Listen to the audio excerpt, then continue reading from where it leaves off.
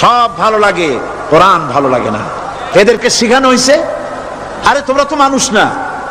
বলে আমরা কি? তো তোমাদের ডারউইন বাবাজি বলে নাই, শোনো নাই? কি পড়ো টড়ো তোমরা, বুদ্ধি শুদ্ধি রাখো না। ডারউইন বলেছে, থিওরি অফ ইভলিউশনের মধ্যে বলেছেন মানুষ মানুষ না। বলে কি? মানুষ হলো বান্দর। পড়া কি কপালে লেখা থাকে? কাজে কামে প্রকাশ হয়ে যায়। ডারউইন বলল মানুষ মানুষ না। আল ফ্রয়েড বললেন মানুষ হলো মানুষই ঠিক, তবে মানুষ হলো সেক্স সর্বস্ব জীব। সেক্স সমস্যার সমাধান করলে মানুষের সব সমস্যার সমাধান হয়ে যাবে। কার্ল মার্কস বললেন মানুষ হলো পেট সর্বস্ব জীব, পেট সমস্যার সমাধান করে দিলে সব সমস্যা শেষ। আর ডারউইন বললেন মানুষ মানুষই না, মানুষ কি? বলে বান্দর। ওরাং ওটাং শিম্পাজি আর ব্যাং থেকে মানুষের উৎপত্তি হয়েছে। আমি যখন জীবনের প্রথম শিম্পাজি দেখলাম, ওরাং ওটাং দেখলাম, তখন আমি মনে করেছি যে ডারউইন খামোখা ভুল করে নাই। এইটা দেখেই ও মনে করেছে যে এই হচ্ছে আমার মাতামহের গোষ্ঠী, এই হলো পিতামহের গোষ্ঠী। আপনারা একটু মাথা কাটায় চিন্তা করেন, মানুষ যদি বান্দর থেকে হবে, আজও বানর ফরেস্ট এরিয়া আছে কিনা বাংলাদেশে? চিল্লায় বলেন আছে কিনা? তো মানুষ যদি বান্দর থেকেই হবে, আপনারা কি কোনোদিন দেখেছেন যে একটা বান্দরের কোমর পর্যন্ত মানুষের মতো হয়ে সারছে? আর কিছুদিন গেলেই পুরো মানুষ হয়ে যাবে। গলা পর্যন্ত মানুষের মতো হয়ে গেছে, আর কদিন গেলেই মানুষ হয়ে যাবে। দেখছেন কখনো? আচ্ছা আপনারা বলেন, পাবদা মাছ আপনারা চট্টগ্রামে কি বলেন? পাবদাই বলেন। পাবদা মাছ দেখতে কি মাছের মতো লাগে? বোয়াল মাছের মতো। কোন পাগলে কি বলছে কথা যে বোয়ালের পূর্বপুরুষ পাবদা? পাবদাগুলি পুটি টুটি খাইয়া খাইয়া আস্তে আস্তে বোয়াল হয়ে গেছে, এ কথা কেউ বলে?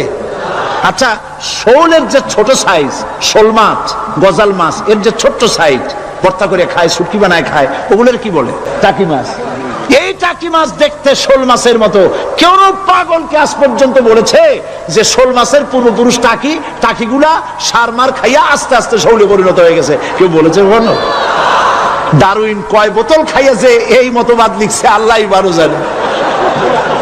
বান্দরের থেকে মানুষ আবিষ্কার হয়েছে, নাউজুবিল্লাহ।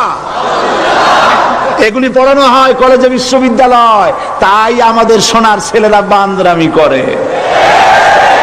তাদের যদি পড়ানো হইতো তোমরা বান্দরের গোষ্ঠী নও, তোমরা মানুষ, মর্যাদা কার বেশি, বান্দরের না মানুষের? এ পৃথিবীর প্রথম মানুষকে আদম আলাইহিস সালাম। আদম হইছেন কি দিয়ে? মাটি দিয়ে। আল্লাহ রাব্বুল আলামিন যিনি মানুষ সৃষ্টি করেছেন, তিনি কোরআন শরীফের ভিতরে বলে দিয়েছেন, আমি প্রথমেই বলেছি, আপনারা লক্ষ্য করুন, এই কোরআন তাবিজের কিতাব নয়, এই কোরআন তদবিরের কিতাব নয়, ঝাড়ফুঁকের কিতাব নয়। কোরআন হলো পৃথিবীর মানুষের জন্য কোড অফ লাইফ, পূর্ণাঙ্গ জীবন বিধান। সবকিছু আল্লাহ পাক কোরআনের ভিতরে বলে দিয়েছেন, কোন জিনিস বাদ দেন নাই। আপনি আমি কেমনে সৃষ্টি হয়েছি আল্লাহ পাক কোরআনের ভিতরে বলেছেন, ইন্না খালাকনাকুম মিন তুরাবিন সুম্মা মিন নুতফাতিন সুম্মা মিন আলাকাতিন সুম্মা মিন মুদগা। নিষ্প্রাণ মাটি দিয়ে তোমাকে উৎপন্ন করা হয়েছে, নিষ্প্রাণ মাটি উপাদান দিয়ে তোমাকে তৈরি করা হলো। মায়ের পেটের ভিতরে এক ফোঁটা নাপাক পানি জমাট রক্তে পরিণত হয়ে গেল, জমাট রক্ত আস্তে করে গোস্ত পিণ্ড হলো, গোস্ত পিণ্ডকে সুন্দর করে সাজায়া হাড্ডি গুড্ডি বানায়া স্ট্রাকচার তৈরি করে তার উপরে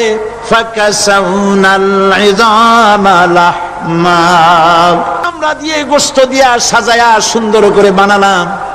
আল্লাহর পরিচয় শুনুন, আল্লাহ আমার কেমন আল্লাহ।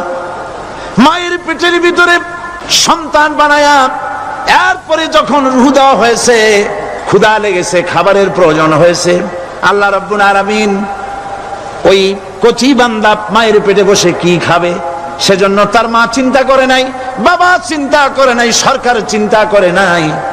আল্লাহ রাব্বুল আলামিন মায়ের মাসিক অসুখকে বন্ধ করে দিয়ে সন্তানের নাভির সাথে আর মায়ের নাভির সাথে তার লাগায়া, পাইপ লাগায়া মায়ের মাসিক অসুখের রক্তগুলি দিয়ে সন্তানকে বড় বানালেন। মুখ দিয়া এই রক্ত পান করালেন না, মুখটাকে পবিত্র রেখে দিলেন, যাতে করে পৃথিবীতে আসার পর ওই মুখ দিয়া আল্লাহ রব্বুল আলামিনের জিকির করতে পারো। সন্তান মায়ের ভিতরে, পেটের ভিতরে বড় হলো, আল্লাহ রব্বুল আলামিন বলেন মাস দিন যখন পুরা হয়ে গেল, সুম্মা নুখরিজুকুম তিফলা, বাচ্চার আকারে পৃথিবীতে নিয়ে আসলাম। এখন খাবার কি? যখন বাচ্চা এলো তখন তার পেটের সাথে যে সংযোগ ছিল মায়ের নাভির সাথে আর সন্তানের নাভির সাথে, সেই সংযোগ তার আর কি থাকলো? কি করা হলো? কেটে দেওয়া হলো। লক্ষ্য করুন, খাবারের জন্য একটি মাত্র পাইপ আল্লাহ লাগাইছিলেন, পৃথিবীতে সন্তান আসার সঙ্গে সঙ্গে পাইপটা কেটে দেওয়া হলো। এবার কি খাবে? আল্লাহ রাব্বুল আলামিন মায়ের বুক থেকে সন্তানের জন্য এবার সিঙ্গেল সিগন্যাল, তার জন্য সিঙ্গেল কোন লাইন যেটা ছিল কেটে দিয়া মায়ের বুক থেকে সন্তানের জন্য ডাবল লাইন আল্লাহ চালু করে দিলেন।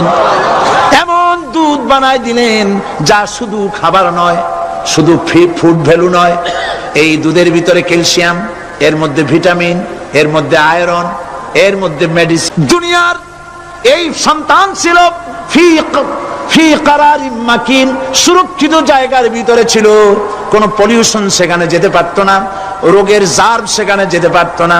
দুনিয়ায় এলো দূষিত আবহাওয়ার ভিতরে, এই সন্তানকে এখনই অ্যান্টিবায়োটিক খাওয়ালে পরে অসুবিধা হবে। আল্লাহ রাব্বুল আলামিন মায়ের দুধের ভিতরে ঔষধ দিয়া রোগের প্রতিষেধক বানায়া দিলেন। এ হলো আমার আল্লাহ। এ আমার কে? আল্লাহ। জোরে বলেন আল্লাহ। আল্লাহ রাব্বুল আলামিন মায়ের দুধ দিয়ে সন্তানকে বড় করলেন আর শোনায় দিলেন, খবরদার এই মায়ের সাথে, এই বাপের সাথে নাফরমানি করবি না। মা বাপের জন্য আমার কাছে দোয়া করবে, রব্বির হামহুমা কামা রাব্বায়ানি সগীরা। সবাই পড়েন আমার সাথে, রব্বির হামহুমা কামা রাব্বায়ানি সগীরা। আল্লাহ পাক শিখাই দিলেন বান্দারে আমার কাছে দোয়া করায়, আল্লাহ আমার মা বাপ আমাকে ছোটবেলায় যেভাবে স্নেহের কোলে লালন পালন করেছে, এইভাবে আমার মা বাপকে তোমার রহমতের কোলে লালন পালন করো। মনে থাকবে ভাইরা? বলেন মনে থাকবে? প্রত্যেক নামাজের পরে মা বাবার জন্য দোয়া করবেন, বেঁচে থাকুক আর মরে যাক, দোয়া করবেনই। মনে থাকবে? রব্বির হামহুমা কামা রাব্বায়ানি সগীরা। আবার পড়েন, রব্বির হামহুমা কামা রাব্বায়ানি সগীরা। আল্লাহ পাক মায়ের মর্যাদা এত বাড়াইছেন, সাহাবী প্রশ্ন করেছে, ইয়া রাসূলুল্লাহ খেদমত করব কার? হুজুর বলেন তোমার মায়ের, তারপরে কার? তোমার মায়ের, তারপরে কার? তোমার মায়ের, তারপরে কার? তোমার পিতার। বাপের চাইতে মায়ের মর্যাদা আল্লাহ 3 গুণ বাড়াইয়া দিলেন।